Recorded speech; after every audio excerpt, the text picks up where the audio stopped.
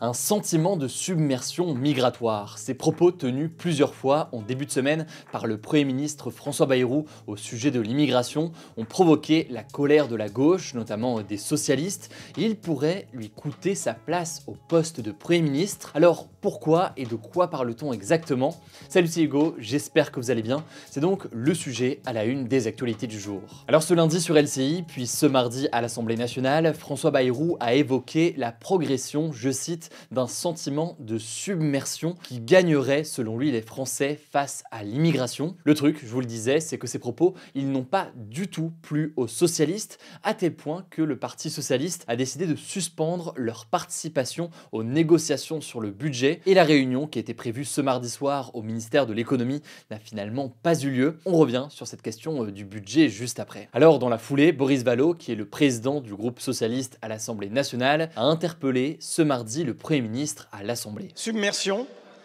ce mot est celui de l'extrême droite partout en Europe et dans le monde, un mot qui blesse autant qu'il ment. Choisissez-vous vos mots par hasard ou les avez-vous sciemment empruntés à l'extrême droite dont vous prétendez ne plus jamais vouloir dépendre? François Bayrou lui a tout de suite répondu, déclarant qu'il n'avait, je cite, aucune connivence avec personne et que, je cite toujours, les préjugés sont nourris par le réel. Il a justifié ses propos en évoquant la situation dans le département d'outre-mer de Mayotte. Mayotte qui fait face à une forte immigration en provenance des Comores, un archipel voisin donc, ce qui inquiète une partie de la population sur place en raison du manque de moyens de l'État, que ce soit en matière de services publics, en matière d'éducation, bref, en matière d'infrastructures sur place. On avait parlé aussi de la situation du manque d'eau l'an dernier, et évidemment en ce moment, il y a cette question du cyclone. Alors, le terme de submersion migratoire, il faut savoir qu'il est très connoté en politique française. Dans les années 60, c'est l'essayiste d'extrême droite Dominique Vénère qui a été le premier à l'utiliser. Et puis, il a longtemps été employé par le fondateur du Front National, Jean-Marie Le Pen, et puis globalement par le Rassemblement National, et puis par Éric Zemmour. Mais là où ça a aussi particulièrement étonné, c'est que le Premier ministre, François Bayrou, il s'est longtemps opposé, par exemple, à l'ancien président Nicolas Sarkozy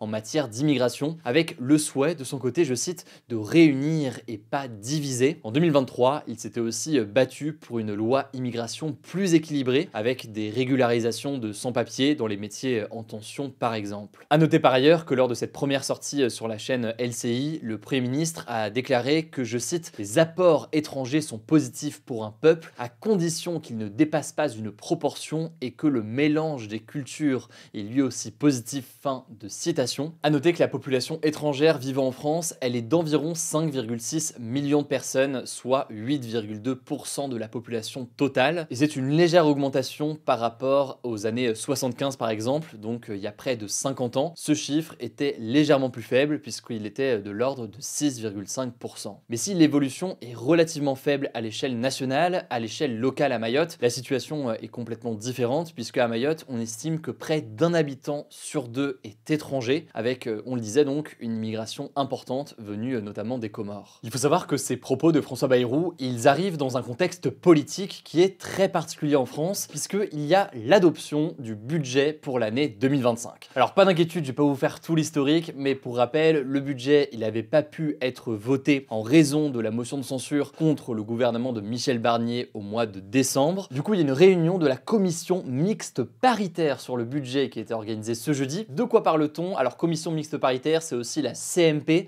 La CMP, en fait, c'est 7 députés, 7 sénateurs qui ont essayé de se mettre d'accord sur une vision définitive du budget, sachant que adopter un budget au plus vite, c'est absolument essentiel pour assurer le meilleur fonctionnement, on va dire, de l'État et éviter certains blocages. Là-dessus, tous les partis politiques sont d'accord. Maintenant, la vraie question, c'est qu'est-ce qu'on met dans ce budget? Où est-ce qu'il y a des dépenses? Où est-ce qu'il y a des recettes? À quoi ressemble tout ça? Et là, forcément, c'est un débat extrêmement politique. Et c'est là où la question des propos de François Bayrou et les discussions en ce moment se rejoignent. C'est que François Bayrou, il n'est pas sûr d'avoir suffisamment de députés pour voter son budget. Il est donc fort probable que, sans accord avec d'autres partis, il fasse usage de l'article 49 alinéa 3 de la Constitution, donc la norme suprême du pays. L'article 49.3, c'est ce qui fait donc adopter un texte sans le vote des députés. Le truc, c'est que s'il utilise le 49.3 pour faire voter son budget, eh bien ce sera comme avec Michel Barnier il y a quelques mois. Il fera face à ce moment-là à une motion de censure. Et si cette motion de censure est adoptée par une majorité majorité absolue des députés, elle fait tomber le gouvernement. Or, si on fait le calcul, si le Rassemblement national et ses alliés, la France insoumise, les écologistes et les communistes votent une motion de censure, eh bien une vingtaine de voix seraient suffisantes pour faire tomber le Premier ministre, mais aussi d'ailleurs le budget de l'État qui aurait été adopté. Il y a donc en ce moment des discussions de François Bayrou avec les différents partis politiques, y compris donc avec le Parti socialiste qui semblait ces derniers jours donc être ouvert à des discussions. Alors du côté du PS, les socialistes se sont dit prêts à reprendre les négociations budgétaires si François Bayrou revient sur ce terme de submersion migratoire et qu'il s'engage à ne pas toucher à l'aide médicale d'État pour les étrangers en situation irrégulière. Cette aide donc, l'AME, c'est ce qui permet aux immigrés sans titre de séjour régulier de se faire soigner pour certains soins. Le truc, c'est que son budget a été diminué de 200 millions d'euros par le Sénat au mois de décembre avec l'appui du gouvernement. Bref, le Parti socialiste pourrait à nouveau censurer le gouvernement comme ils l'ont fait avec Michel Barnier il y a quelques semaines. Du côté maintenant du Rassemblement national, le parti commence à brandir de nouvelles lignes rouges qui pourraient le pousser à censurer le budget et donc le gouvernement, notamment sur la question du déficit, mais aussi sur la question de l'immigration. À noter par ailleurs que Jordan Bardella, donc le chef du parti du RN, a estimé qu'une dissolution de l'Assemblée nationale serait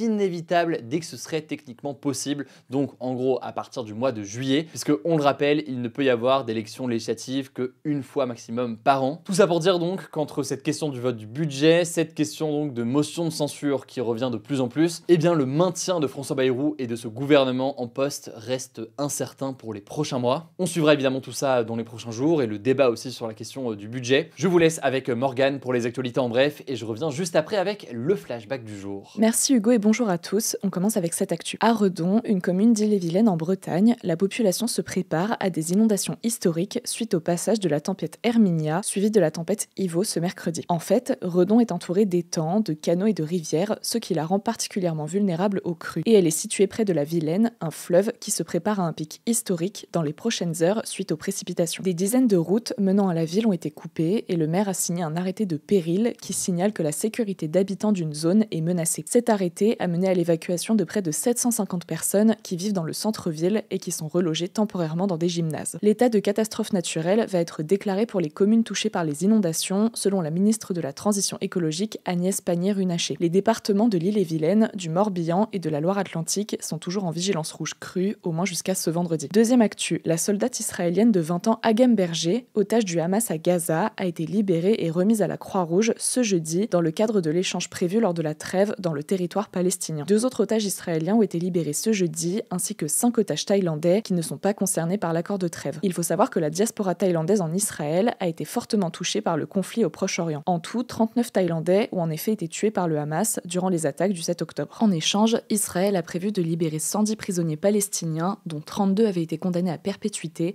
selon une ONG palestinienne. Mais le gouvernement israélien a annoncé ce jeudi après-midi avoir ordonné de retarder la libération de ces prisonniers jusqu'à ce que la libération des otages soit garantie en toute sécurité lors des prochaines étapes. Troisième actu, à Washington, la capitale des États-Unis, un avion de ligne s'est écrasé cette nuit avec 64 personnes à son bord après une collision avec un hélicoptère militaire qui contenait 3 passagers. Le choc a eu lieu autour de 21h, donc 3h du matin heure française, au-dessus du fleuve Potomac, dans lequel les engins sont tombés. Au moins 28 corps de personnes impliquées dans l'accident ont déjà été retrouvés, selon plusieurs chaînes américaines. La police et les pompiers sont mobilisés pour continuer les recherches dans le fleuve. Le chef des pompiers, John Donnelly, a précisé qu'il ne s'attendait à retrouver aucun survivant. La collision semble pour le moment être un accident et donc pas de nature terroriste. L'hélicoptère faisait un vol d'exercice alors que l'avion, en provenance du Kansas, devait atterrir quelques minutes plus tard à Washington. À son bord se trouvaient des membres de la communauté américaine de patinage artistique qui s'est dite effondrée après cette tragédie indicible. Sur son réseau social Truth Social, le président américain Donald Trump a affirmé que la situation aurait dû être évitée compte tenu de la nuit claire ce soir-là et des conditions de vol de l'avion. Quatrième actu, toujours aux États-Unis. Donald Trump a déclaré vouloir détenir des migrants sans papier dans la prison de Guantanamo. Guantanamo, c'est une prison militaire américaine de haute sécurité où les États-Unis enferment des personnes accusées de terrorisme, en particulier islamiste. Elle est isolée au cœur d'une base navale à Cuba, un pays situé dans les Caraïbes, et elle est connue pour ses conditions de détention très difficiles, avec des pratiques qui peuvent s'apparenter à de la torture, selon l'ONG de défense des droits humains Amnesty International. Selon une enquête du New York Times, Guantanamo est déjà utilisé depuis plusieurs décennies pour détenir des migrants interceptés en mer. Donald Trump a donc déclaré qu'il allait signer un décret demandant au ministère de la Défense et de la Sécurité intérieure de préparer un centre à Guantanamo qui peut accueillir jusqu'à 30 000 personnes. Par ailleurs, autre annonce, la Maison-Blanche a annoncé que Donald Trump souhaite annuler les visas des étudiants étrangers venus étudier sur le territoire américain qui ont participé à des manifestations pro-Palestine. Ces annulations de visas seraient suivies d'expulsion des étudiants concernés. Selon des organisations de défense des droits de l'homme, cette mesure pourrait être anticonstitutionnelle, donc contraire à la Constitution américaine et donc non applicable. Elle pourrait être contraire au premier amendement de la Constitution américaine, celui qui garantit notamment la liberté d'expression et qui protège tout le monde aux États-Unis, y compris les étrangers. Cinquième actu, rapidement, le commandant djihadiste Ahmed al-Shara a été nommé président par intérim de la Syrie ce jeudi. Il est le fondateur du HTS, l'un des groupes islamistes qui a mené à la chute du régime de Bachar al-Assad et qui est désigné comme organisation terroriste par le Conseil de sécurité de l'ONU. Ahmed al-Shara a déclaré vouloir préserver la paix civile dans le pays. Son arrivée au pouvoir s'est accompagnée de la dissolution de l'ancien Parlement et du gel de la Constitution de 2012. Il est désormais chargé de constituer un conseil législatif de transition. Et enfin, dernière actu, l'interdiction de la vente de protoxyde d'azote à tous les particuliers a été adoptée ce mercredi à l'Assemblée nationale. Le protoxyde d'azote, c'est un gaz vendu sous forme de cartouche, utilisé à la base pour les siphons pour faire de la chantilly. Mais son usage est parfois détourné pour être utilisé comme stupéfiant et aspiré via des ballons de baudruche gonflés avec le gaz, les fameux ballons très populaires chez les jeunes. En 2021, une loi avait déjà interdit sa vente aux mineurs et dans les tabacs ou les établissements qui vendent de l'alcool. Et donc la loi votée ce mercredi prévoit son interdiction de vente à toute la population dans tous les magasins physiques et sur Internet. La consommation de ce produit présente de nombreux risques comme une asphyxie ou des brûlures et même des problèmes neurologiques en cas de consommation forte ou répétée. La loi va maintenant devoir être votée au Sénat pour pouvoir être adoptée. Merci beaucoup Morgane. Alors on termine avec le flashback du jour. Je vais vous rappeler une période assez particulière. Il y a 5 ans,